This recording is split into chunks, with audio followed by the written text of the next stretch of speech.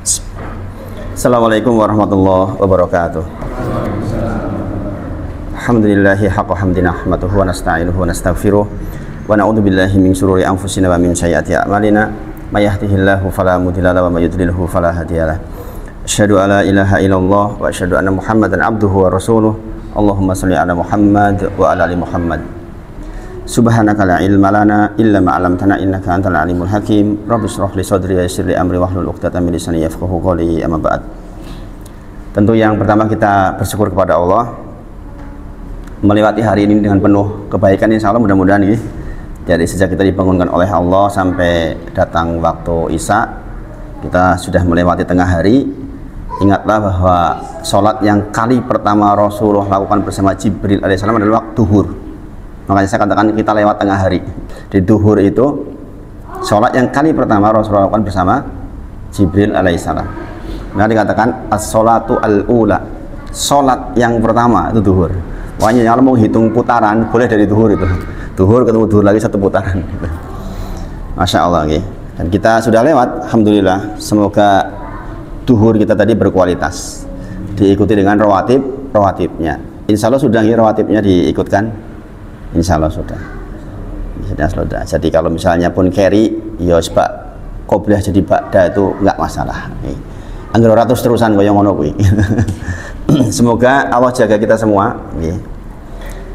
Dan ternyata pembahasan bab ini itu sangat menginspirasi beberapa jamaah. Sebelumnya salawat dan salam kita sampaikan kepada junjungan kita Nabi Agung Muhammad Sallallahu Alaihi Wasallam. Semoga kajian kita diberkahi dengan banyak bersolawat di atasnya, insya Allah. Saya sampaikan kepada panjenengan tadi pagi, saya dengan Pak Tohan, Pak Bambang itu di dua tempat. Itu yang ketiga buat beliau berarti hari ini. Salah satu jamaah yang aktif di sebuah tempat itu orang yang sangat aktif di dalam dunia dakwah sebenarnya. Beliau menyampaikan ini ada pelajaran yang ingin saya sampaikan pada panjenengan. Beliau mengatakan begini, saya tuh Ustaz orang yang punya problematik dengan was-was. Sampai kalau sholat isya kadang-kadang diulang 3 kali. Bayangin, saking was-was syaiton. Saya katakan, jangan ketemu saya harus sembuh loh ini. Jangan lagi ketemu saya besok kecuali jangan sudah sembuh penyakitnya. Jadi was-was itu penyakit nih. Jangan perlu tahu. Bayangkan orang sudah serajin dia, rajin banget orangnya, masya Allah. Itu sholat isya itu diulang sampai 3 kali, nggak pede. Sampai dia bikin video lagi sholat di shooting, saya itu 3 atau 4. Bayangin nanti setelah selesai dilihat videonya, oh udah bener 4. Sampai segitunya loh. Ada orang yang beriman, insya Allah, saking khawatir karena terlalu berat di khaufnya, menjadikan dia was-was syaiton. Ingat, jangan perlu ingat, kita sudah pernah belajar usul salasa dulu bahwa di antara ibadah hati adalah khauf, roja, dan hubbi. Masih ingat nggih? Khauf, roja, dan hubbi itu adalah yang menjadikan ibadah kita sampai kepada Allah Subhanahu wa taala. Hubbi itu seperti kepala burung, kata para ulama. Burung itu nggak akan bisa terbang kecuali ada kepalanya dan ada 2 sayap, ya kan? 1 sayap saja nggak bisa terbang, bagaimana terbang? Ya kan? Dia akan bisa terbang itu ketika ada 2 sayap dan 1 kepala. Kepala ini hubbi namanya. Hubbi itu cinta. Yang menggerakkan kita menjadi sekarang duduk itu karena cinta kepada Allah. Jangan tahu nggih, efek cinta tuh kayak mana? Sering saya gambarkan dulu, jadi kan ketika mencintai calonnya jenengan kan ya sapa-apa wis godheke to. Perasaan kita, hari-hari kita, pikiran kita kan ke arah situ, ya enggak? Iya enggak Mas Awan? Iya kan begitu rasanya. Nek ora ya masalah berarti. Nek ora masalah, ora cinta berarti. Ya kan? Secara asal begitu. Bapak Tafan juga modalnya sama gitu. Jadi karena kecintaan itulah kita beribadah kepada Allah Subhanahu wa taala. Nah, bagaimana ini sampai kepada Allah? Harus ada khauf dan roja. Khauf itu rasa takut, roja itu rasa harap. Dan ini harus imbang nih biar terbang. Kalau hanya khauf saja, kejadiannya kayak tadi itu. Dia bayangin waktu 3 kali waktu sholat isya, Allahu Akbar, salam, habis salam, sholat lagi. Karena merasa sholatnya nggak bener.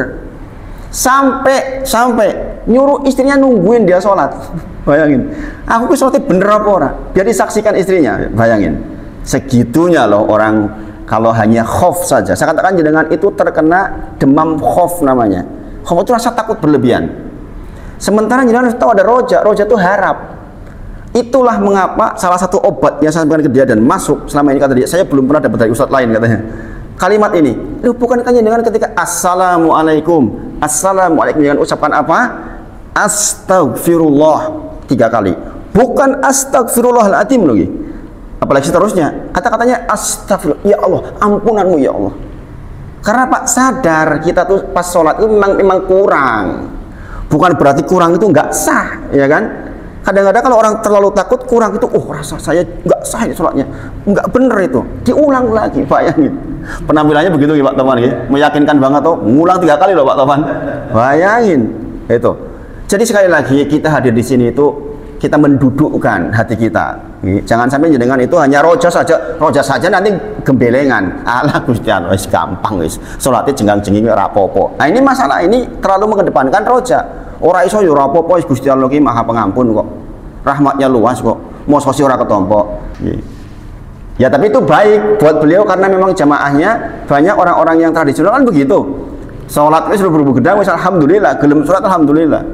Kalau pembandingnya itu ya iyalah, orang sholat alhamdulillah, sholat alhamdulillah, kan begitu. Tapi ya apa seperti itu terus kan tidak. Masya Allah. Jadi jenengan hasil ngaji itu harus imbang. Ingat-ingat jenengan perhatikan ini. Jenengan beribadah untuk bisa terbang kepada Allah itu dengan 3 ini. Ini ibadah hati semuanya nih. Kita sudah bahas di usul salasa dulu, yaitu tentang hubbi, perasaan cinta, tentang roja dan tentang khauf. Ini harus ada semua nih. Kalau nggak bisa terbang. Jangan khauf toh, ya itu tadi hasilnya. Bayangin. Saya sampaikan pada panjenengan. Beliau memahami hadis ini tentang barang siapa yang sholat di masjidku, maka 1000 kali lebih baik dibandingkan masjid selain di masjidku, kecuali Masjidil Haram. Di Masjidil Haram berapa? 100.000. Kemudian dikonversi kan jenengan tahu ya, ada ustadz yang mengkonversi, berarti kalau 100.000 senilai dengan 273 tahun jenengan sholat di Masjidil Haram duhur pisan. Podo karo jenengan sholat di masjid ini 270 tahun, dan kita nggak mungkin sampai umur segitu. Putus asa kalau kita nggak hati-hati, ya nggak. Sampai beliau mengatakan, saya punya anak sekarang putri, saya berharap dapat syekh di dekat Masjidil Haram supaya saya bisa tinggal di sana, sehingga saya di sana 1 bulan, sehingga saya bisa sana 2 bulan.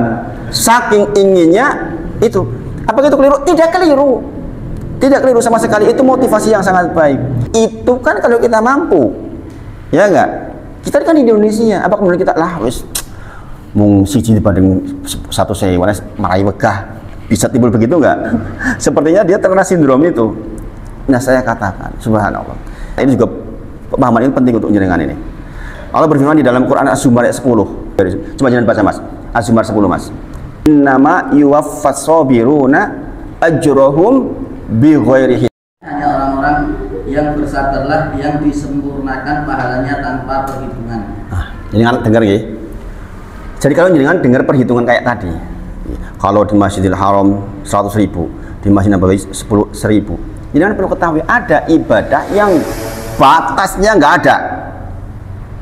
Innama yuwaffas sabiruna ajrohum bighairi hisab. Ada ibadah yang jikalau dilakukan maka bukan 10.000, bukan 100.000, bukan 1.000, nggak ada batasannya. Maka di yaumil akhir nanti itu sabar tuh nggak ada timbangannya, saking abote. Paham maksud saya nggih? Paham nggih? Bahwa itu semua nggih, sesungguhnya dalam tanda kutip bisa dikalahkan dengan kesabaran panjenengan. Dan jenengan sudah pernah belajar sabar itu ada 3 tingkatan, ya kan? Sabar di dalam ketaatan, sabar di dalam menghindari maksiat, sabar di dalam musibah. Sabar di dalam musibah itu yang paling rendah. Kesabaran di dalam taat, kesabaran di dalam maksiat itu lebih tinggi. Yang paling tinggi adalah kesabaran di dalam ketaatan kepada Allah Subhanahu wa taala. Saya sampaikan ke beliau, Pak, kalau jenengan punya uang lagi, umrohin orang lain, itu lebih besar pahalanya. Dia pengen umroh terus Pak, pengen umroh terus. Karena apa? Hitungannya begitu. Bayangin, 100.000 ya Mas, dengan KO Mas itu. Salah satu yang memotivasi tahu nggak? Saya punya teman, dulu waktu masih muda tuh pezina, pemabuk. Saya udah rajin dari muda. Tiba-tiba dia umroh bolak-balik. Sekali dia sholat duhur di sana sudah ngalah ke saya. Oh, saya nggak mungkin berumur 272 tahun 1 kali duhur. Neping pindo duhur. 500 punjul. Meping telu duhur, ping 4 asar, subhanallah. KO saya. Bayangin. Makanya kita tuh harus belajar tuh harus luas. Ingat, di pintu surga apa kalimatnya? Salamun alaikum. Salamun untuk Mas Denny. Bima sobartum. Paham maksudnya gitu? Jadi kita memposisikan sabar itu menjadi sangat penting. Karena apa? Satu-satunya ibadah yang tanpa hitung-hitungan, enggak lagi punya timbangan. Saking besarnya, ya sabar. Dan ini adil tidak Allah? Adil. Sabar bisa berlaku untuk siapa saja. Sabarnya orang miskin, ya namanya miskin sabar di dalam musibah. Sabarnya orang kaya, sabar dalam ketaatan. Ya kan? Enggak membeli sesuatu yang tidak perlu.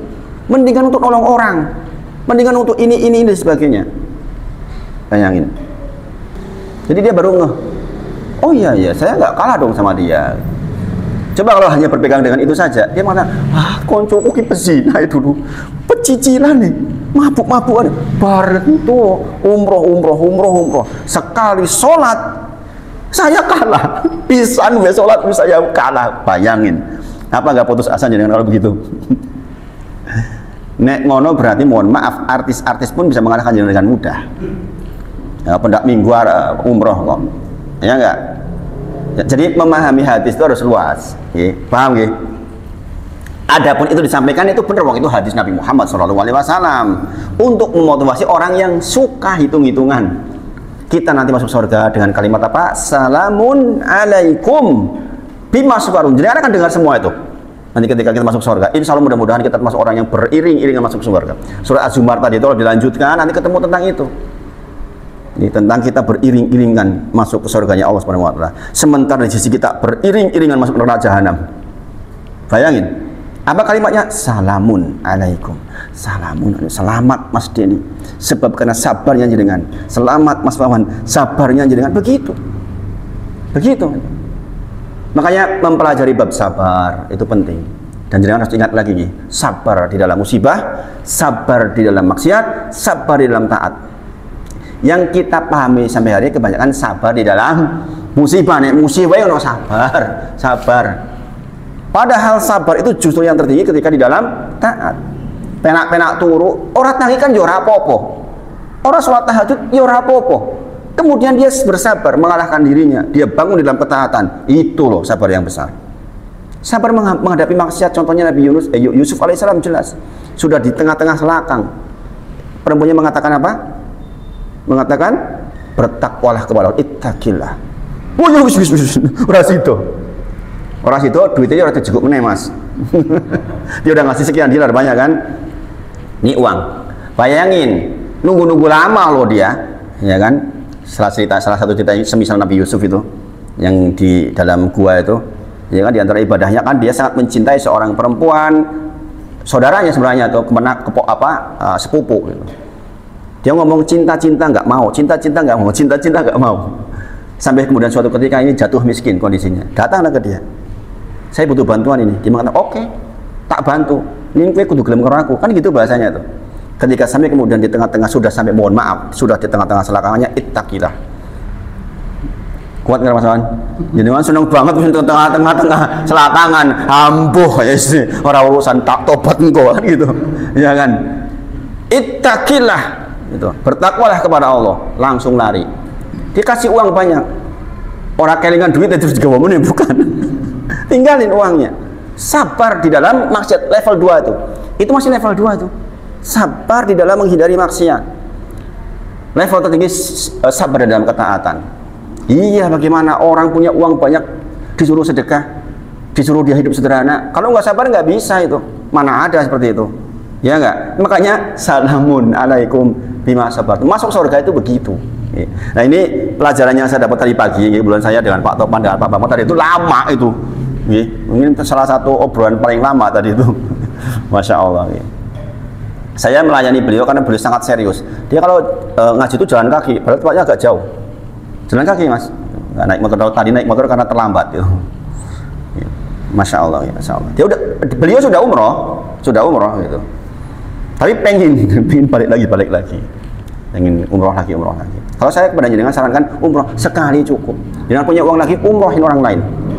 itu akan lebih besar lagi pahalanya, insya Allah. Ini mudah-mudahan jadi pelajaran buat kita semua. Kita belajar tentang kehidupan setelah kematian. Jadi memilah dan memilih ibadah itu penting. Tapi kita juga harus tahu ada hal-hal yang dikaitkan maksudnya. Jangan jadi stressing gara-gara itu. Nanti yang miskin kasihan, putus asa kalau kayak gitu. Lah saya sih gimana, umroh nggak bisa. Mau sugih kayak mangkat pisan langsung ngalah kayak aku atuh men. Kimung sholat pisan, duhur pisan, ning kono padha karo duhur ning kene 270 tahun Mas. Pripun coba? Nek duhure ping 10. Berarti jenengan kalah 2700 tahun. Ayo mabok jenengan cara berpikirnya kayak gitu. Oke. Jadi seperti itu tuh nggak masalah ketika jenengan memang mampu melakukan itu, bagus-bagus saja. Tapi jangan jadikan itu menjadi beban maksudnya. Sebagaimana ketika orang-orang miskin berkumpul, ya Rasulullah sesungguhnya saya iri dengan orang-orang kaya. Karena mereka di samping juga ibadah kaya kami, juga mereka bersedekah ini itu, wakaf ini itu. Kami tidak. Rasulullah datang ucapkan subhanallah walhamdulillah wala ilaha illallah wallahu akbar setelah melakukan ini dan sebagainya. Kemudian diamalkan, orang kaya ternyata dengar ngamalin juga. Ya Rasulullah, orang kaya ngamalin juga tuh. Kata Rasulullah, min fadlillah. Kalau sudah pilih masing-masingnya, itulah mengapa ada rukun iman yang keenam, antuk minabil qadari khairihi wa syarri. Kita tuh harus yakin betul terhadap takdir Allah, baik yang khair maupun yang syar, yang kita anggap baik maupun yang kita anggap buruk. Nah, ini penting ini. Sabar itu luar biasa. Sabar jenengan yang sudah barang ngaji itu harus jadi orang sabar. Dan selalu ingat-ingat, sabar definisinya di 3 keadaan. Ini Mas Jonas, Mas Nono nggak kelihatan Mas? Oh, izin. Oh gitu. Mas Nono? Ini saya sampaikan penting masalah ini. Saya berharap mereka dengar gitu. Beberapa minggu terakhir Mas Nono kurang sehat. Ya. Banyak didoain nih Mas Nono karena Mas Nono sering tidak sehat nih.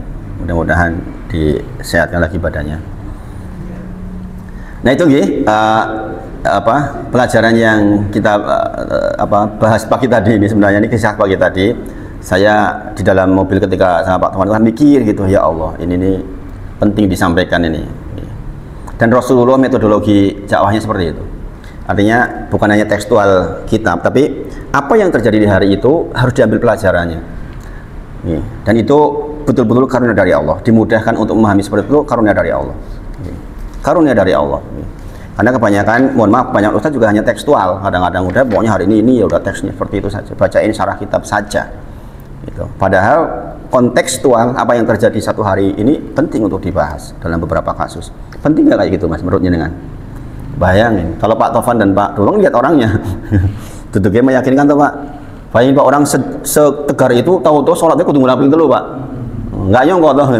Ya, ini bukan keburukan, ini cerita bukan menghibah, ini baik-baik saja. Artinya beliau orang yang sangat ingin menjadi baik kan, Masya Allah. Dan istrinya itu yang menjadi penggerak kegiatan di tempatnya Pak Rahmat itu Pak. Jadi yang ngajar tahsin sudah pakai cadar Pak, Masya Allah. Jadi beliau betul-betul keluarga yang betul-betul ingin masyarakat maju. Dan Masya Allah kemarin terakhir itu banyak banget yang datang Pak. Makanya tadi istrinya Pak Imam itu bilang sebenarnya kedatangan setelah itu sudah merubah Pak. Jadi yang biasanya datang misalnya 20-30 sekarang bisa sampai ratusan Pak, banyak sekali. Saya ada videonya itu, Masya Allah. Ya mudah-mudahan diberkahi niat beliau. Orangnya tuh hitam putih banget Mas. Pak RT Mas, sama kayak jenengan. Pak RT. Apa namanya, acara lebaran itu orang orjen-orjenan. Jadi kan rumah ini Mas. Wow, keras banget Mas hitam putih. Tapi ya dia mungkin komitmen nih, jadinya ya yes, ada bagiannya nggak disukai, ya sebenarnya lah gitu. Masya Allah. Subhanallah gitu. Nah, ini mudah-mudahan ada yang bisa kita ambil hikmahnya gitu. Mudah-mudahan kita termasuk penduduk surga insya Allah. Kita tidak tahu akan meninggal kapan, maka kita harus selalu mempersiapkan. Malam hari ini saya ingin update ke jenengan masalah hadis arba'in dulu nggih. Biar seger maksudnya tuh. Jadi kita belajar kitab dan juga kita belajar hadis arba'in. Kita kembali ke hadis arba'in nomor 2. Nggih. Kita kembali ke hadis arba'in nomor 2. Kenapa? Karena ini tuh hadis pokok di dalam agama Islam. Hadis pokok dalam agama Islam. Dan saya ingin menyampaikan perawinya dulu. Saya sering katakan ke Amar misalnya ketika kayak kemarin terakhir di Al-Ma'arij, Mar, baca. Nanti ketika ngimami surat yang dibaca oleh perawi hadis arba'in nomor 2. Ini cap pondok wis mudeng itu. Nah, ini sekaligus nguji kemampuan daya ingatnya. Dan benar ternyata dia baca benar. Jangan bacain Mas, sekitar awal-awal sekitar 5 atau 6 ayat surat nomor 20 surat Toha Mas.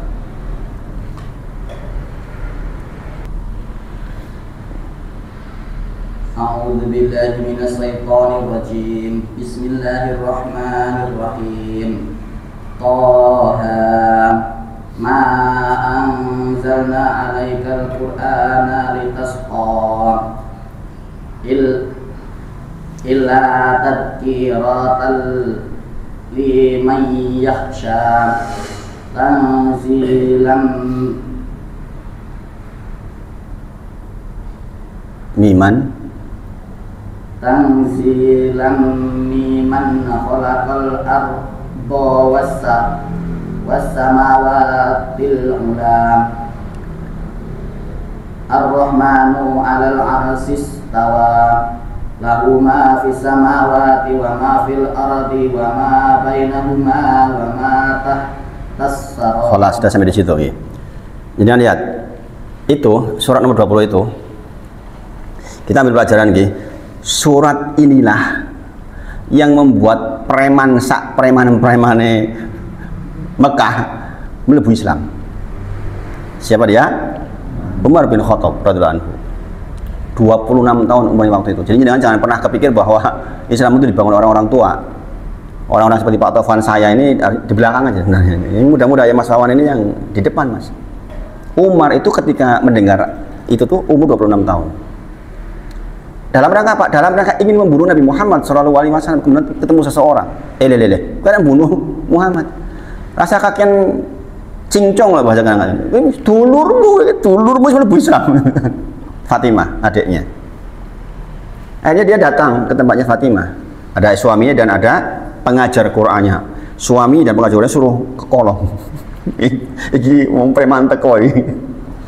Ketika datang, Fatimah sedang baca Toha ma anzalna 'alaikal qur'ana litasqa illa tadhkiratan liman yakhsha tanzilan mimman khalaqal arda was samawatil ula ar-rahmanu 'alal 'arsy istawa lahu ma fis samawati wa ma fil ardi wa ma bainahuma wa ma tahtas thara. Tuh, ternyata ketika dengar ini, baca ini, geblak gitu Umar bin Khattab. Makanya jangan pernah berpikir bahwa orang preman banget itu nggak lembut hatinya. Bisa jadi sangat lembut hatinya. Toha itu nama lain dari Muhammad SAW. Tafsirnya begitu mengatakan Toha ma anzalna 'alaikal qur'ana litasqa. Tidaklah aku turunkan Al-Qur'an kepadamu untuk menyulitkanmu, bukan. Justru kami turunkan Quran untuk memberikan peringatan kepada orang-orang yang takut. Tuh, orang yang takut kan. Makanya banyak orang dapat hidayah dari rasa takut. Waktu mengislamkan orang dengan Pak Bambang kembali tempatnya Pak Tono itu, ditanya kenapa dengan dapat Islam? Wedi. Gitu, takut. Jadi rasa takut itu memang baik dalam satu sisi. Banyak sering kita bahas. Nek pas lagi sehat banget yang dikedepankan takut.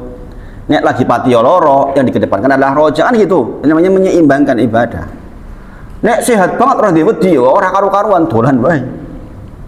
Tapi nek dalam kondisi sudah rapuh kok kita takut terus, putus asa. Maka harus ada rojanya, harap-harapnya. Oke. Jadi Al-Qur'an diturunkan untuk memberikan peringatan kepada orang-orang yang takut. Diturunkan oleh Zat yang menciptakan langit dan bumi. Ar-Rahmanu 'alal 'arsy istawa. Ar-Rahman yang bersemayam di atas ars.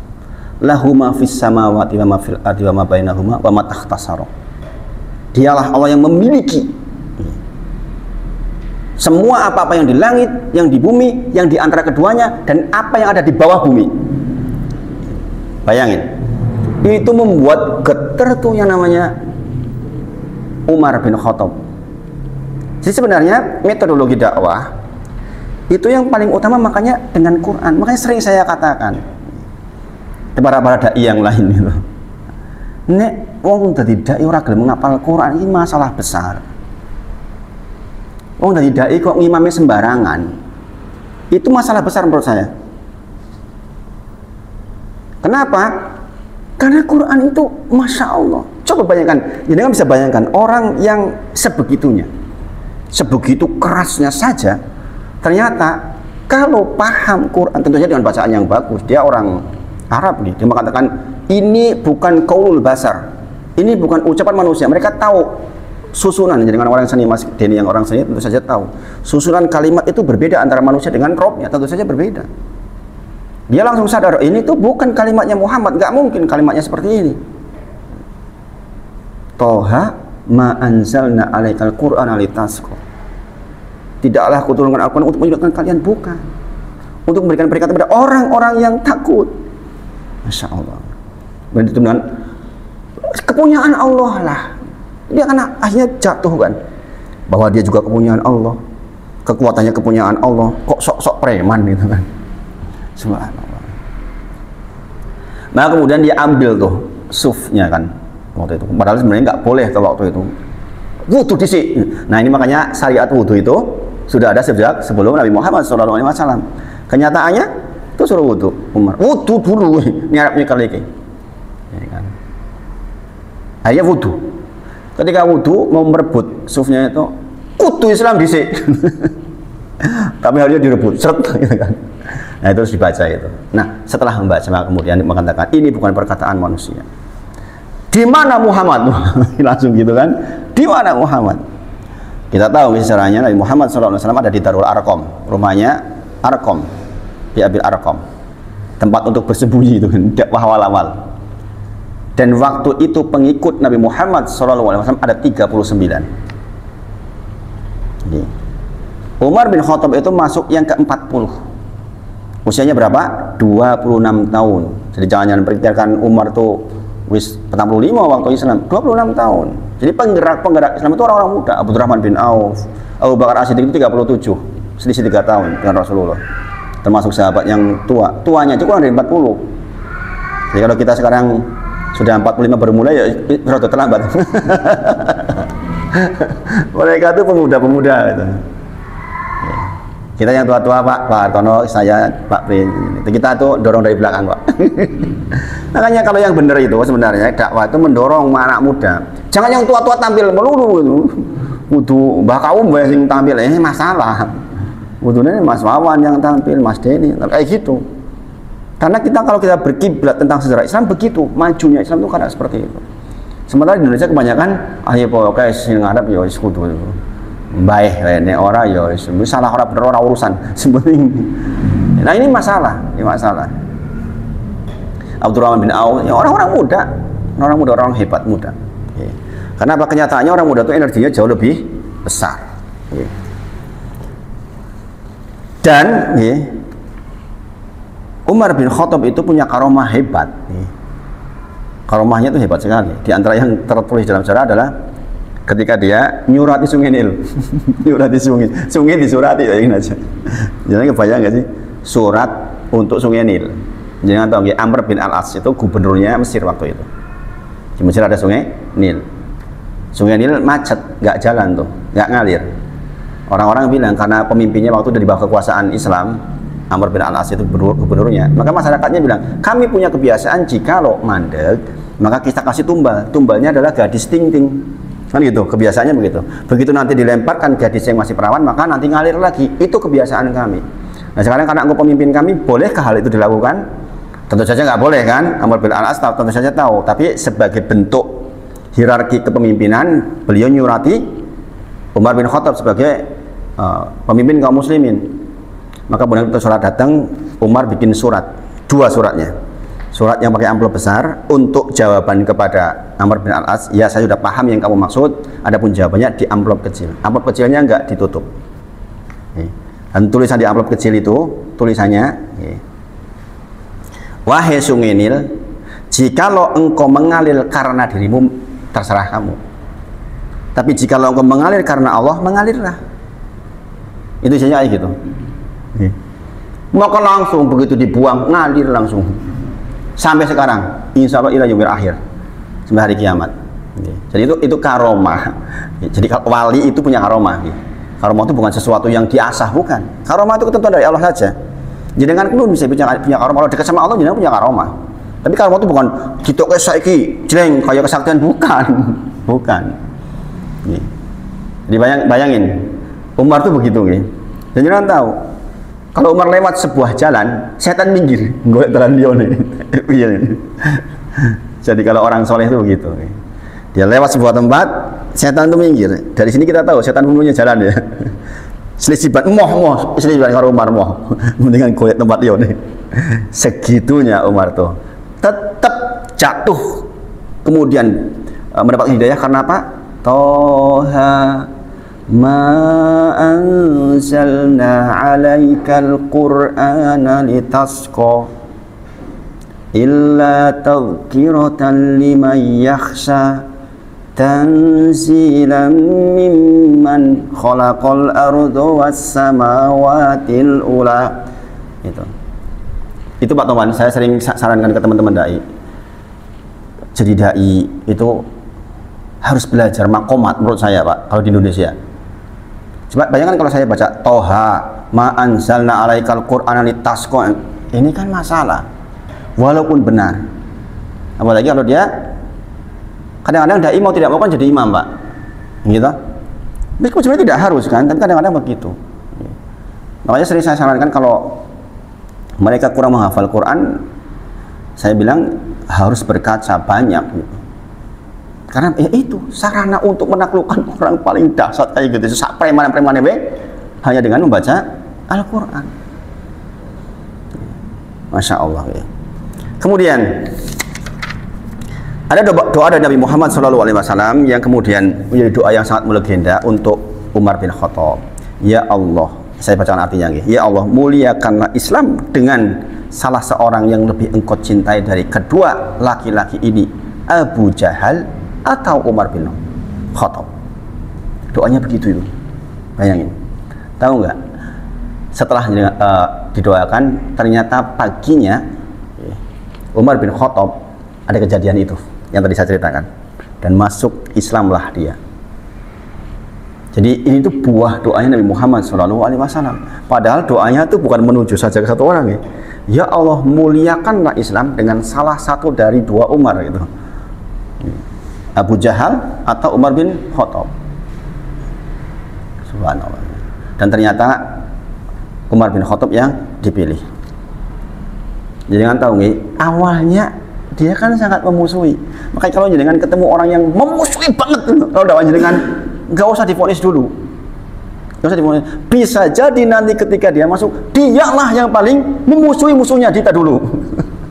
Ya kan? Ternyata kan dia akhirnya menjadi orang yang paling memusuhi yang dulu jadi musuhnya, jadi temannya.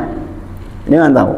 Malam pertama dia masuk Islam, saya bacakan secara singkat ini. Dia berpikir, ini tertulis dalam kitab, sing tak temui pertama ki sopo yo. Dia langsung mikir, orang yang paling banyak memusuhi koncoku dhewe. Pada musuh itu waktu itu. Oh, ketemulah nama Abu Jahal. Pagi-paginya datang ketuk pintu, dor. Ada apa kamu kesini? Saya ingin pengumuman, saya sudah menjadi Islam. Saya membenarkan apa yang dibawa Muhammad. Langsung ditutup sama Abu Jahal pintunya. Duer, kamu bawa kabar yang paling buruk yang saya terima. Bayangin. Jadi orang tuh kalau ganas, begitu masuk juga ganas di dalam kebaikan. Mas sekali lagi, kalau Mas Denny sebagai RT punya warga, sing rodo pecicilan Mas Denny. Kalau dia dapat hidayah Mas Denny, nanti dia terdepan dalam hal kayak gitu insya Allah. Karena biasa kendel. Kalimat yang diucapkan ketika di Darul Arqam, ketika ketemu Nabi Muhammad SAW, bukankah Islam di atas kebenaran ya Rasulullah? Iya. Kenapa kita sembunyi-sembunyi? Mulai sekarang diumumkan. Bayangin. Nah, cara sekarang ngaku speaker jobo. Bayangin itu. Sejak ada Umar bin Khattab. Makanya dia dikatakan Al-Faruq. Al-Faruq itu yang menjadi batas antara kebenaran dan kebatilan. Gara-gara itu. Kebenaran kan ya Rasulullah, ya keluar sekarang. Gitu. Makanya begitu keluar, jangan tahu nggak prosesnya. Keluar dari Darul Arqam itu, ini Rasulullah, ini Hamzah, pamannya. Ini kan orang kuat ini, orang hebat nih. Kemudian Umar. Waktu Umar datang ke Darul Arqam itu, ketika di pintu, siapa yang di pintu? Hamzah di dalam. Udah mau siapin pedang tuh. Wah ini wong cicilan reburen iki. Kalau orang sekarang bilang katanya lu beli gua lu jual gua beli. Kata Rasulullah, tahan. Biarkan dia masuk dulu. Begitu masuk langsung syahadat di depan Nabi Muhammad SAW, dan itulah kemudian dia mengatakan keluar kita sekarang. Makanya ketika keluar didampingi Rasulullah dengan itu. Dan sejak itu pengikut Nabi Muhammad SAW tidak ada yang merasa minder. Masuknya Umar bin Khattab itu menjadikan orang jadi tegak. Kemudian salah seorang yang dihubungi lagi oleh Umar bin Khattab ini adalah siapa namanya? Kalau zaman sekarang itu media TV lah. Zaman dulu juga sama, Mas. Kalau orang mau nyiarin tuh ya pakai tempat siaran yang paling bisa menjangkau seluruhnya. Dia itu mendatangi, sebentar saya kok lupa namanya gitu. Dia mendatangi Jamil bin Mu'amma al-Juhani. Jadi dia bertanya gini, siapa orang di sini yang paling cepat mengabarkan sesuatu? Dia mikir, kemudian dia tanya sama sahabatnya, oh itu Jamil tuh yang kayak gitu tuh, sing tukang woro-woro. Maka kemudian dia ajak Jamil untuk jalan ke tempat orang keramaian. Dan Jamil otomatis ngomong, iki loh, Umar wis mlebu Islam. Semua orang jadi tahu tuh. Makanya ketika hendak hijrah, Umar hendak hijrah. Sesungguhnya saya besok mau hijrah. Jalan yang saya lewati, gang ini dan ini. Bagi siapa yang ingin istrinya jadi janda, anaknya jadi yatim, hadang saya besok.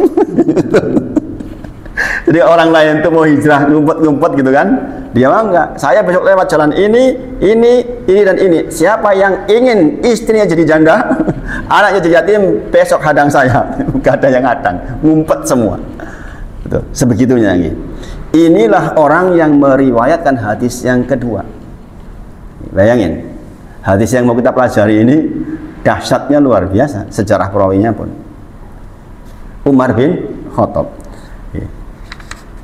Jadi kita perlu ingat di pelajaran yang kita ambil, kalau ada orang yang menentangnya luar biasa kepada kita, bisa jadi nantinya dialah pembela kita yang paling luar biasa. Seperti saya ceritakan ke Mas Jenny dulu waktu ada kejadian yang saya di situ, yang orang belajar Mas, saya nggak tahu lupa namanya. Beliau mengatakan saya tuh preman orang tahu yang masjid. Ning neono ustad di koyone ora trimo, langkai mayat saya tuh malah yang kayak gitu. Masya Allah itu segitunya gitu. Jadi dari sini demi Allah, jangan pernah ngejat buruk ke orang lain, siapapun. Saya tadi cerita sama Pak Bambang tentang innamal a'malu bil khawatim. Amal itu bergantung kepada akhirnya. Bayangkan orang sudah 69 tahun tukang bikin sesajian depannya Pak Pri. Nyatanya ujung-ujungnya Islam ya Pak Pri. Bayangin. Coba kalau kita jat lah tukang gawe sesaji paling-paling neraka jahanam. Coba, padahal innamal a'malu bil khawatim. Amal itu bergantung kepada akhirnya. Bisa jadi yang berangasan sekarang nanti ujung-ujungnya kebaikan, wallahu a'lam. Makanya kita yang sudah rajin itu minta terus kepada Allah, ya muqallibal qulub sabit qalbi ala dinik. Ya Allah, Dia yang membolak-balikan hati, tetapkan saya di atas agama ini. Ini penting banget. Jangan sampai ujung-ujung udah tua kepleset. Wah, repot kan. Subhanallah. Kemudian setelah Ibnu Umar masuk Islam, maka para sahabat yang lain menjadi punya harga diri. Sedangkan kehinaan meliputi orang-orang yang kufur. Sebaliknya, jadi tantang langsung. Kisah lain dari Abdullah bin Mas'ud radhiyallahu anhu. Ma zilna aizatan mundu aslama Umaru, kami terus merasakan harga diri yang tinggi semenjak Umar masuk Islam. Ya memang orang kalau pengaruh itu memang begitu masuk ya jadi pengaruh. Jadi itkon namanya. Itkon itu menyempurnakan sebuah usaha. Elek yuk sempurna elek. Ini begitu masuk yo sempurna tenan oleh usaha. Kita tuh harusnya begitu. Mas Deni jadi RT itu tenan Mas Deni. Karena itu amanah Mas Deni. Pokoknya perkara nanti setelah turun cerita lain, pokoknya sekarang jadi RT itkon, menyempurnakan. Dan itu butuh keberanian memang. Tadi Pak Bambang cerita dengan saya di masjid yang saya di belakang rumah itu, cita-cita untuk bisa Jumatan Mas Deni. Jadi kan udah Jumatan toh. Ini baru ada masjid, cita-cita pengen iso Jumatan Mas Deni. Beliau punya ide nanti surati semuanya. Orang di lingkungan disurati bahwa di masjid ini akan ada Jumatan. Ya kan, ternyata idenya juga kan beliau udah biasa di Pemda, mungkin jadi punya pengalaman itu. Disurati, disosialisasikan bahwa besok akan ada Jumatan. Saya nambahi, fasilitasnya diperbaiki. Karpet kalau bisa dibaik mungkin. Kemudian dikasih minuman, dikasih makanan, gitu. Nanti jadi bisa kesedot ke situ maksudnya. Ya kan. Karena sekarang jemaahnya baru 2 soft. Gitu. Kalau nanti bisa, Masya Allah. Ya kita menghormati orang yang berpendapat 40 masalahnya, gitu. Di madzhab Syafi'i kan harus mengharuskan 40 minimal. Padahal di madzhab lain kan enggak. Ya kita menghormati, artinya kalau misalnya baru-baru pertama terus kurang 40 kan nanti alah gagal itu Jumatan rasa Jumatan yang konoan masalah. Jadi dipersiapkan betul ya. Mudah-mudahan jadi Mas Pak Bambang ya. Saya berdoa mudah-mudahan jadi. Kemudian dari Sa'ad bin Abi Waqqas radhiyallahu anhu, Rasulullah berkata pada Umar, "Wala di nafsi biyadih ma laqiyaka syaitanu qattu salikin fajjan illa salaka fajjan ghairu fajjika." Ini yang saya katakan. Wahai Umar, sesungguhnya kalau engkau lewat sebuah jalan maka setan pergi dari jalan itu, dia cari jalan yang lain. Nek jangan lewat kira-kira Mas. Jangan lewat sebuah jalan setan ojo-ojo malah nyerak Mas. Kita sudah ngaji insya Allah begitu insya Allah. Insya Allah mudah-mudahan begitu. Kalau kita sudah ngaji, insya Allah setan kalau ketemu kita alah bekas, males ngurusin Mas Wawan itu, terus ngaji. Gitu. Ya, kemudian demi Allah setiap kali setan bertemu kamu sedang kamu melewati suatu jalan maka setan akan pergi ke jalan yang lain. Kemudian ini tadi akhirnya Umar keluar bersama Nabi Muhammad bersama dengan Hamzah untuk menunjukkan Islam keluar. Nah itu sekilas tentang Umar. Tentu saja masih banyak sekali. Adapun yang ingin saya bahas malam hari ini adalah ini membahas Umar aja udah panjang banget gitu. Padahal baru sekelum itu tentang Umar. Nih dengan pelajaran Umar saya nangis gitu. Karena ketika dia ingat apa yang dilakukan di masa lalu, nangis dia. Umar itu ketika tahu ingat kejahatan di masa lalunya tuh langsung dia tertunduk, dia nangis betul. Gitu. Nah, itu juga pelajaran buat kita. Kita di masa lalu mungkin punya kegiatan-kegiatan yang keliru-keliru, nangis. Begitu. Tanda bahwa kita menyesal betul. Dan itu juga dilakukan oleh Umar. Hadis tentang Islam, iman dan ihsan yang juga diriwayatkan oleh Umar bin Khattab, karena Umar bin Khattab itu menyelamatkan 2 yang paling utama, yaitu tentang hadis niat yang kita pelajari pertama dulu, kemudian hadis ini. Ini tolong hadis ini saya ulang kepada panjenengan dijadikan pegangan, dijadikan pegangan. Karena apa? Hadis ini hadis yang sangat utama di dalam agama ini. Jadi kan belajar sampai ke Madinah, sampai ke Mekah, sampai ke mana-mana pun sebenarnya belajar ini. Yaitu apa? Bainama nahnu julusun inda Rasulillah sallallahu alaihi wasallam data yaumin. Nah, jangan baca Mas, ini jangan baca hadis arba'in nomor 2 Mas. Cuma jangan browsing dulu. Hadis arba'in nomor 2. Sambil latihan jangan mengakrabi hadis.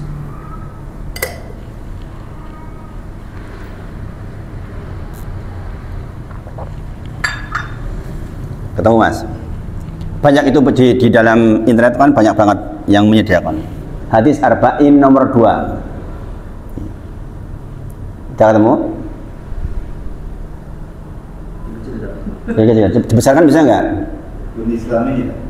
Iya. Jadi saya bacakan gini. Bainama nahnu julusun inda Rasulillah sallallahu alaihi wasallam data yaumin.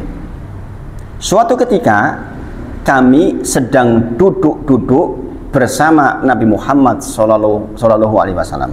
Kata Umar bin Khattab, "Ittala'a alaina rajulun." Kemudian tiba-tiba datang kepada kami seorang laki-laki. Syadidu bayadi siyab, yang pakai baju sangat putih, sadidu sawadus sa'ri, kemudian rambutnya sangat hitam, la yuro alaihi asarus safar, tidak terlihat di dalam dirinya bekas perjalanan jauh, wala ya'rifu minna ahadun, sedangkan kami yang hadir semuanya nggak ada satupun yang mengenalinya. Jangan lihat, coba perhatikan gitu. Para sahabat duduk-duduk, pelajarannya adalah memang orang duduk-duduk ngaji itu sejak zaman dahulu adalah ciri-ciri orang soleh. Bainama nahnu julusun inda Rasulillah sallallahu alaihi wasallam. Jadi berkumpul dengan orang soleh itu memang dicontohkan sejak zaman Nabi Muhammad sallallahu alaihi wasallam. Kadang-kadang orang rela nongkrong dengan orang yang embuh soleh buora. Apa yang didapat? Nggak karu-karuan. Jadi kalau dengan duduk dengan orang soleh, yakin yang ada sesuatu yang diperoleh. Salah satu yang kalimatnya Pak Taufan yang masuk banget ke saya adalah, Ustadz, saya ngantar jenengan itu paling suka karena di mobil saya bisa ngobrol, kata Pak Taufan. Dan ini benar secara hadis. Dari hadis ini kita tahu, bainama nahnu julusun inda Rasulullah sallallahu alaihi wasallam. Suatu ketika kami sedang duduk-duduk bersama Nabi Muhammad sallallahu alaihi wasallam. Ya, duduk-duduk dengan orang soleh. Saya tidak menganggap diri saya soleh, Pak Taufan. Saya juga sama-sama belajar menuju kepada kesalehan, insya Allah. Kemudian tiba-tiba datang kepada kami seorang laki-laki yang pakai baju sangat putih, rambutnya sangat hitam. Logikanya, nek baju sangat putih, rambut sangat hitam, berarti kan orang berlungu-lungu adoh. Wong zaman sekarang saja meskipun sudah kendaraan bagus, tetap aja nek ke Jakarta ya rada kucel toh kita, Mas, meskipun naik kereta. Minimal kelihatan wajahnya capek lah. Ini bajunya sangat putih, rambutnya sangat hitam. Tetapi lucunya, la yuro alai asar sabar, kemudian wala ya'rifu mina ahadun. Tapi kami yang hadir gak ada satupun yang kenal. Maksudnya dudu wong cerak, ning kok ora ketok bal mlaku-mlaku adoh. Sopo to iki gitu kan. Jadi mereka bertanya-tanya, siapa to ini? Dia mengucapkan, yang mengisang siapa? Umar bin Khattab. La yuro alai asar safar wala ya'rifu mina ahadun hatta jalasa ila Nabi sallallahu alaihi wasallam. Kemudian orang ini duduk di depan Nabi Muhammad sallallahu alaihi wasallam. Wis wong anyar, orang sing kenal ujug-ujug nyeruduk yang ngarep gitu. Kesinilah. Ke sini. Fa asnada rukbataihi ila rukbataihi. Bayangin. Jadi duduknya tuh gini. Rasulullah begini. Dia datang fa asnada rukbataihi ila rukbatayhi, nempel ke, ditempel gini. Bayangin, ayo orang yuk kaget tuh, tuh hormat banget sama Rasulullah, ini tiba-tiba nyeluduk ke depan, nempel ke kayak gini. Bayangin. Jadi diantara faedahnya adalah bahwa orang belajar itu dekat dengan guru. Nah, sekarang kan ada mic ya, dulu nggak ada mic, tapi bahwa dekat dengan guru itu penting. Makanya kalau melihat di pondok-pondok itu kan gitu, ngelingker gitu kan. Jadi memang itu dari hadis ini.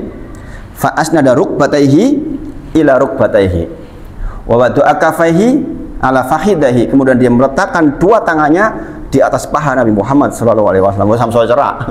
Mungkin cerak isinya ke pahane. Bayangin. Sekali lagi ini faedahnya adalah belajar itu harus mendekat ke guru. Gitu. Kalau di sini insyaallah ini udah dekat lah, insyaallah udah dekat. Kalau tempatnya rame mesti nempel. Semakin dekat semakin baik. Bukan hanya persoalan bisa digantikan dengan mic, tapi semakin dekat semakin baik. Itu pula yang kami lakukan dulu ketika di Mahat, saya juga begitu, sama. Saya mendekat ke guru. Fa asnada rukbatayhi ila rukbatayhi wa kafaihi ala fahidaihi. Wa qala, kemudian dia berkata, ya Muhammad, samsoyo stres ini para sahabat. Sahabat enggak ada yang manggil ya Muhammad. Dan memanggil Rasulullah begitu. Ya Rasulullah, ya Nabi Allah kan begitu. Ini ya Muhammad. Siapa tahu ini kok wani-wani nih ngono. Para sahabat itu ya bingung, siapa tuh orang kayak gini kok sebegininya. Ya Muhammad, akhbirni anil Islam, terangkan, kabarkan, beritahukan tentang Islam kepadaku. Bayangin, penting nggak ini? Ilmu tentang Islam ini. Maka faqala Rasulullah sallallahu alaihi wasallam, maka kemudian Nabi Muhammad sallallahu alaihi wasallam bersabda, al-Islamu, Islam adalah antashhada ala ilaha illallah wa anna Muhammadar Rasulullah wa tuqima shalah wa tu'tiya zakah wa tasuma Ramadan wa tahujal baita in istata'ta ilaihi sabila. Adapun Islam kata Rasulullah adalah engkau bersyahadat, bersaksi bahwa satu-satunya zat yang berhak disembah adalah Allah, dan engkau bersaksi bahwa saya adalah Muhammad Rasulullah utusan Allah, wa tuqima shalah, engkau mendirikan shalah, wa tu'tiya zakah, engkau berzakat, menunaikan zakat, wa tasuma Ramadan, engkau berpuasa di bulan Ramadan, wa tahujal baita in istata'ta ilaihi sabila, engkau berangkat haji jika engkau mampu menempuh perjalanannya. Mampu berarti mampu duitnya, mampu kesehatannya. Jadi Islam, rukun Islam itu sendiri. Inilah yang disebut tentang rukun Islam. Ini pula yang menjadikan dalil bahwa mlebu Islam ini bersaksi bahwa kita mengucapkan 2 kalimat syahadat. Ini namanya jangan harus tahu nih, hadis ini harus setengah hafal sebenarnya. Karena ini hadis pokok. Jadi kan sinau tangan Madinah yuk di belajar. Apalagi yang belajar kalau bukan ini. Dan ini hadis nomor 2 di hadis arba'in. Makanya diletakkan di nomor 2 setelah hadis niat. Karena memang saking pentingnya hadis ini. Kemudian orang ini mengatakan sodakta, bener. Bayangin aja deh. Oh zaman saya kurang ajar banget, takut jawab kok bener. Nek mau bener ke berarti mau ngerti orang. Orang tahu, kok yang ngetes toh. Mas ini terangkan kepada saya tentang Islam. Jangan rangke bener mas. Lah piye toh iki? Malah benak gitu. Dikatakan sodak tak benar, maka kemudian para sahabat mengatakan fa'ajibnalah, menakjubkan sekali, engkau yang bertanya, engkau yang membenarkan, katanya. Dikatakan qala fa'ajibnalah yas'aluhu wa yusaddiquhu, engkau yang bertanya, engkau yang membenarkan.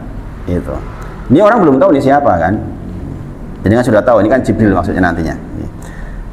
Kemudian qala fa akhbirni anil iman, terangkan, pahamkan, beritahukan kepada saya tentang iman.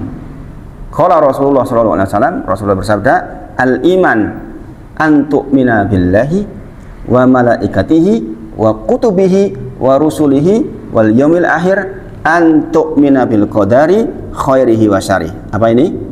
Rukun iman. Makanya rukun iman itu dari sini, dari hadis ini. Engkau beriman kepada Allah, antuk mina billahi wa malaikatihi, malaikat, wa kutubihi, kitab-kitab, wa rusulihi, para rasul.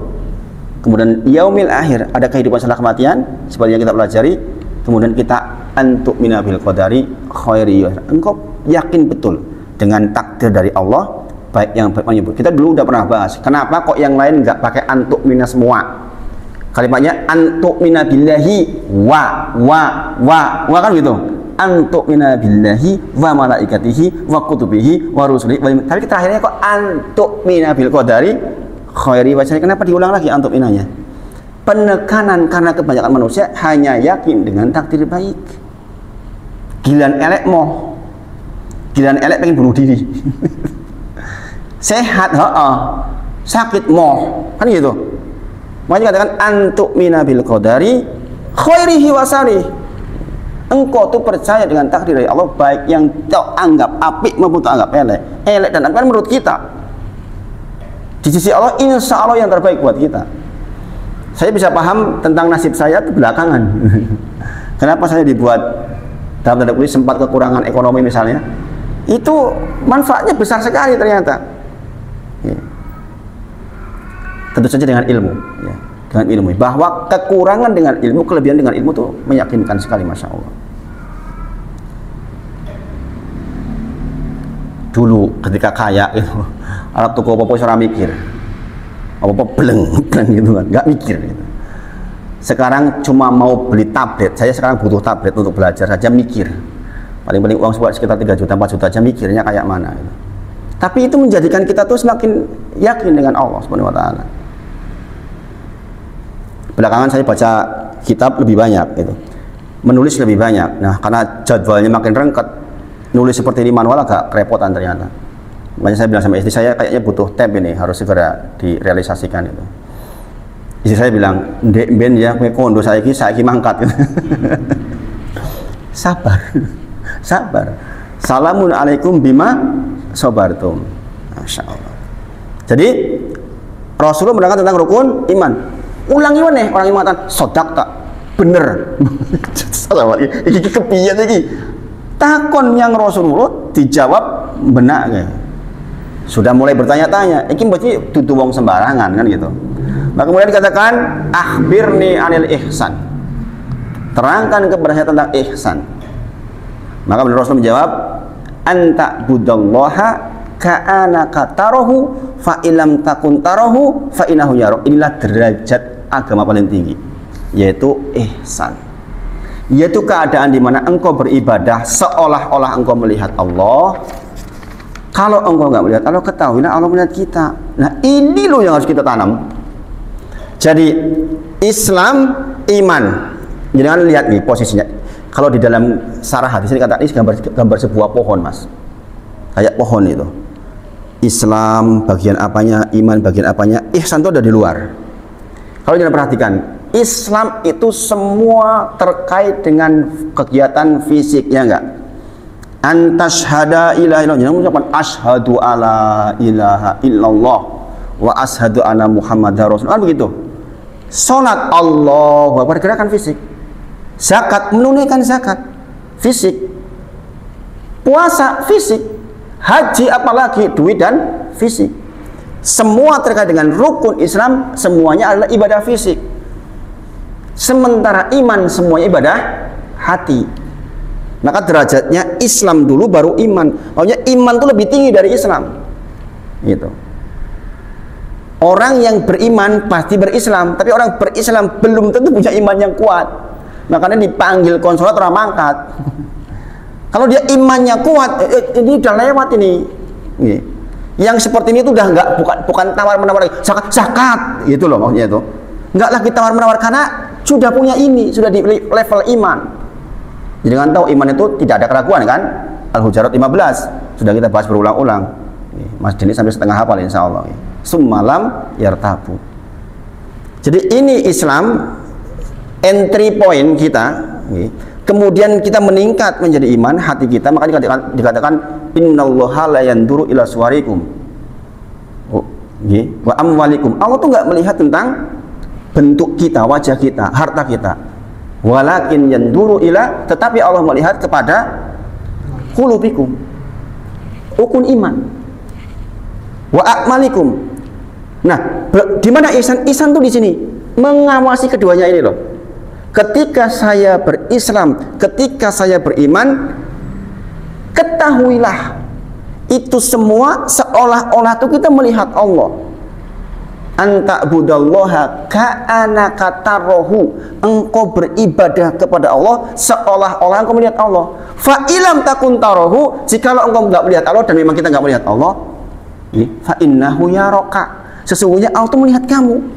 Ini ketentuan yang kalau kita install luar biasa. Ada seorang kepada ulama mengatakan, bolehkah saya melakukan perbuatan maksiat? Boleh, asal engkau yakin ada tempat yang Allah enggak lihat kamu. Mana orang masalah itu? Diizinkan, silahkan aja. Kamu berzina silahkan aja. Nek kue yakin banget nek pas zina Gusti Allah orang nonton kue, silahkan saja. Nah ini ihsan. Anta budallaha ka'anaka tarahu fa ilam takun tarahu fa innahu yarok. Indah nggak sih kalimatnya tuh? Saya dulu ketika belajar, kok apik men ya? Kalimatnya anta budallaha ka'anaka tarahu fa ilam takun tarahu fa innahu yarok. Bagus gak tuh? Saya ketika ngapal dulu, bagus banget ya. Belum tahu artinya pun udah indah menurut saya itu. Iya gak sih? Nah orang seni mesti tahu itu. Ini indah sekali. Engkau beribadah seolah-olah engkau, ka'anaka itu seolah-olah engkau melihat Allah, tarohu, melihat Allah. Fa ilam takun tarohu, jikalau engkau lam itu tidak takun tarohu melihatnya, fa innahu sesungguhnya dia Allah yaroka melihatmu. Bayangin tuh. Ya kalau kita beribadah kok sudah merasa diawasi oleh Allah, kan otomatis berkualitas. Sholatnya berkualitas, sahadatnya berkualitas, puasanya berkualitas, hajinya berkualitas. Pak Sumarlan itu suka cerita, oh banyak Ustaz haji nggak mau dipotong rambutnya gitu. Haji orang genah gitu. Karena apa? Ya dibiayai karo bosnya, karo pemerintah, di bos mangkat anggere mangkat bae gitu. Gitu. Dan Pak Sumarlan suka cerita kayak gitu. Nah itu berarti tidak ihsan di dalam ibadah. Alah gratis karek mangkat itu Pak. Kadang-kadang gratis itu jadi masalah gitu. Karena dia nggak ada effortnya. nggak ada effortnya. Dia merasa murahan, dan itu terjadi nih. Saya Mas Denny ngisi tempat di suatu tempat yang mohon maaf nih. Mereka tuh gratisan dalam tanda kutip nih. Meskipun tentu saja itu bukan sesuatu yang dihitung dalam agama nih. Saya sebagai dai nggak boleh lagi kayak gitu. Saya pernah, tapi hampir seluruh dalam tanda kutip yang gratisan itu meremehkan. Allah kayak sing butuh. Iya betul, kita yang butuh, dan itu butuh tempat. Tapi kesan bahwa kayak sing butuh, ini masalah Mas Denny. Ini masalah Mas Denny. Ini saya barusan menghentikan 1 bulan penuh salah satu pengajian. Sarannya Pak Topan. Gitu. Kadang-kadang begitu. Subhanallah. Yang datang banyak Mas Denny. Ya Pak Topan ya, datang banyak Pak Topan ya. Jadi kita beribadah seperti kita melihat Allah. Kita tahu nggak melihat Allah. Ketahuilah Allah melihat kita. Itu yang saya katakan sebagai CCTV-nya Allah nggak pernah berhenti. Setidaknya kita tahu ada Raqib dan Atid yang selalu mencatat aktivitas kita. Soalnya kita kayak mana, kan dicatat terus seluruhnya. Kemudian kita lanjutkan. Kita baca matanya dulu. Nanti keterangannya di pertemuan berikutnya. Diselang-selang. Kemudian Qala berkata, fa'ahbirni anis-sa'ah. Orang ini mengatakan, kabarkan, terangkan kepadaku kapan datangnya hari kiamat.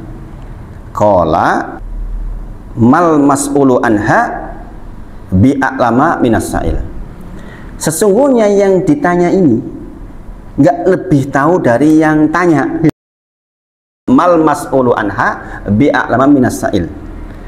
Sing tok takon iki orang lebih ngerti ketimbang sing takon. Berarti Rasulullah nggak tahu hari kiamat. Orang yang tanya juga nih, orang hebatnya juga nggak tahu nih. Makanya kalau ada orang sekarang mengatakan tanggal 9 kiamat, pasti salah, pasti salah. Rasulullah orang ngerti kok bahwa harinya hari Jumat ya diterangkan dalil sampai berita. Tapi kapannya nggak ada keterangan satupun. Makanya kalau ada ikutan dai akhir zaman yang bisa menentukan 1400 sekian lagi nanti pada tahun sekian kiamat sewu berapa itu? 1470 sekian kiamat, itu jelas keliru, pasti keliru. Dari dalilnya kita tahu nih, mal mas'ulu anha bi'a'lama minas sa'il. Sing ditakoni orang lebih ngerti ketimbang sing takon. Maka kemudian dikatakan qala fa'akhbirni an amaratiha. Tolong terangkan kepadaku tentang ciri-cirinya. Nek ngono, terangkan kepada saya tentang ciri-cirinya. Qala, kemudian dikatakan antalidal amatu rabbataha. Ada seorang budak ibu-ibu yang melahirkan tuanya.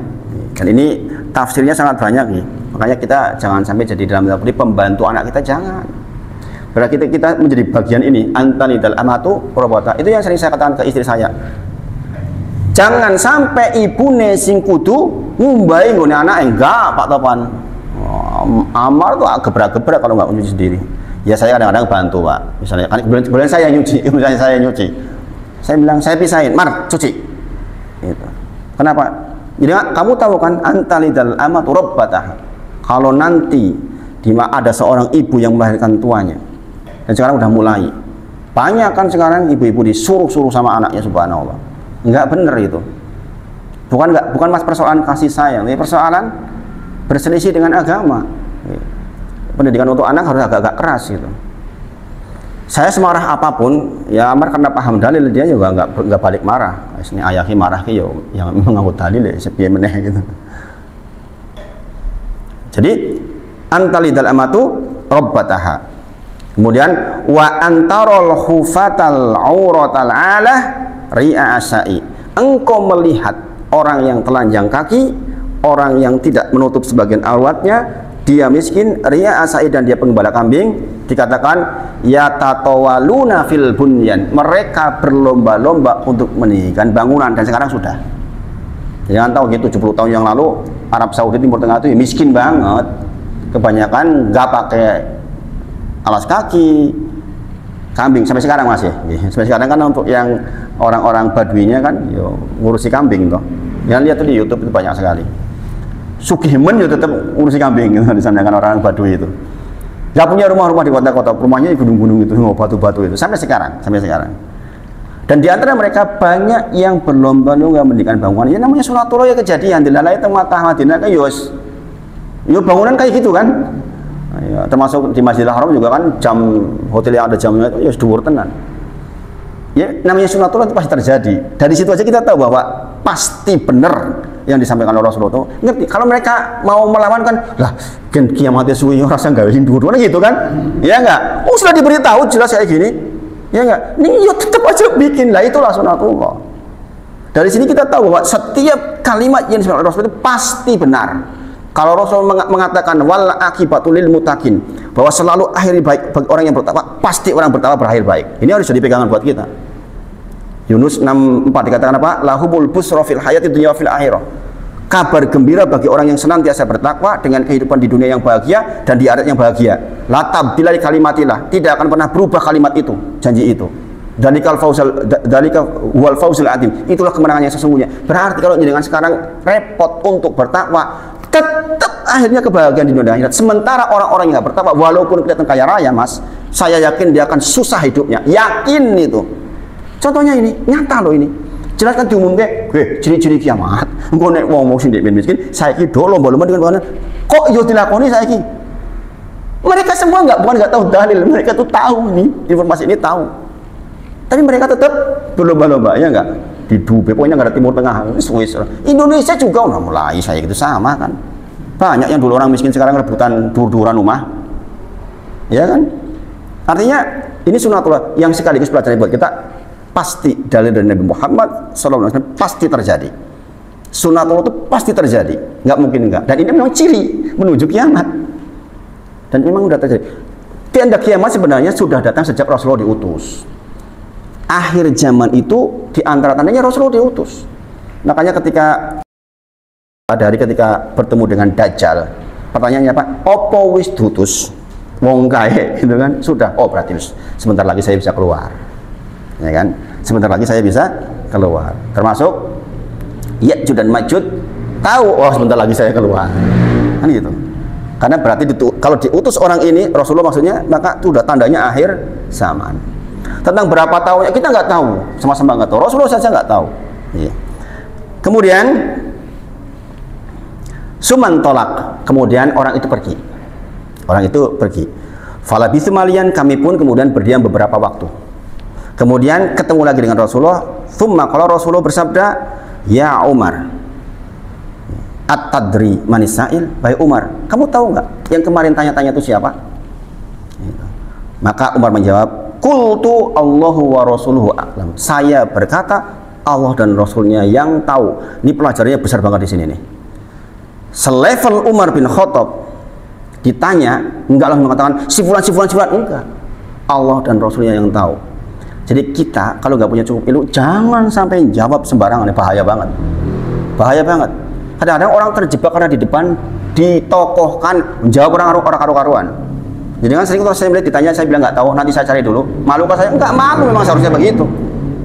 Mas Wawan tanya ke saya belum tahu, ya nanti cari dulu. Jangan kita sembarangan ngomong, bahaya banget itu. Apalagi persoalan agama, keliru pesan kafling di neraka. Siapa yang berdusta atas namaku, kata Rasulullah, maka dia siapkan satu kafling di neraka. Naudzubillah. Makanya kalau dai yang benar itu dai yang paling sering ngomong nggak tahu malahan. Imam Malik itu ditanya 96 pertanyaan cuma jawab 33. Imam Syafi'i pintar apa yang ditanya 90-an menjawab 33. Imam Malik ditanya 60 pertanyaan jawab cuma 20. Sampai mengatakan pertanyaannya, "Lah aku nih sampai orang ngerti terus kepiye? Ini kan pertanyaan ringan saja." Oh, kamu mengatakan ringan, dia bacakan ayat tentang sesungguhnya akan diturunkan kepadamu persoalan yang berat. Inna sanuki alaika kaulan sakila. Sungguh akan diturunkan kepadamu kalimat yang berat. Jadi masalah agama itu masalah berat. Jangan sembarangan maksudnya. Kadang-kadang ada Ustaz ditanya, kemudian ada penanya, milu-milu jawab nih.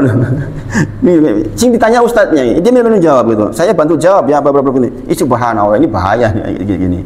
Walaupun tahu, kultu dikatakan Allah wa Rasuluhu a'lam. Ini adab di dalam menjawab. Jangan sampai kita sembarangan menjawab, bahaya banget nih, bahaya banget nih. Bahkan ini di urusan dunia kan juga begitu. Jadi kan ditanya, umai kain nanti ngono coba salah apa ya ora mesake. Kaya orang di Google itu belok kanan. Belok kanan bau sungai.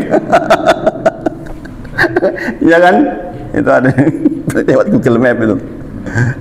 Belok kanan bangun, pergi sungai itu. Ya seperti itulah persoalan dunia saja nek salah kan ya bahaya banget, apalagi persoalan agama. Qala fa innahu Jibril, sesungguhnya dia adalah Jibril, atakum datang kepada kalian yu'alimukum dinakum, untuk mengajarkan agama kepada kalian. Jadi kita tahu nggih, makanya dikatakan ini adalah hadis Jibril. Dikenal dengan hadis Jibril karena yang datang adalah Jibril alaihissalam. Nah, ini matan hadis arba'in nomor 2. Ini rincian sarahnya tuh satu segini nih. Jadi per kata dibahas. Bainama nahnu dibahas. Julusun inda Rasulillahi sallallahu alaihi wasallam datang, ini dibahas satu-satu. Karena ini penting banget nih. Masing-masingnya punya faedah-faedah besar nih. Yang saya sampaikan ini baru matan. Matan itu artinya isi hadisnya tok. Tapi syarahnya, penjelasannya itu sangat banyak manfaat yang bisa kita ambil. Nanti ya bertahap lah, kita sambil jalan, kita sambil belajar tentang itu. Mudah-mudahan bermanfaat. Diingat-ingat, dieling-eling. Jenengan ngaji jangan sampai ditanya hadis arba'in nomor 2 nggak tahu gurunya sopo toh, hadis arba'in nomor 2 orang ngerti, ini kan masalah. Mudah-mudahan Allah berkahi ilmu yang kita peroleh, dan mudah-mudahan kita mendapatkan sisa hidup yang penuh dengan tambahan kebaikan. Kita tutup dengan kafaratul majlis. Subhanakallahumma wa bihamdika asyhadu an la ilaha illa anta astaghfiruka wa atubu ilaik. Wa khairu da'wana alhamdulillahirabbil alamin. Assalamualaikum warahmatullahi wabarakatuh.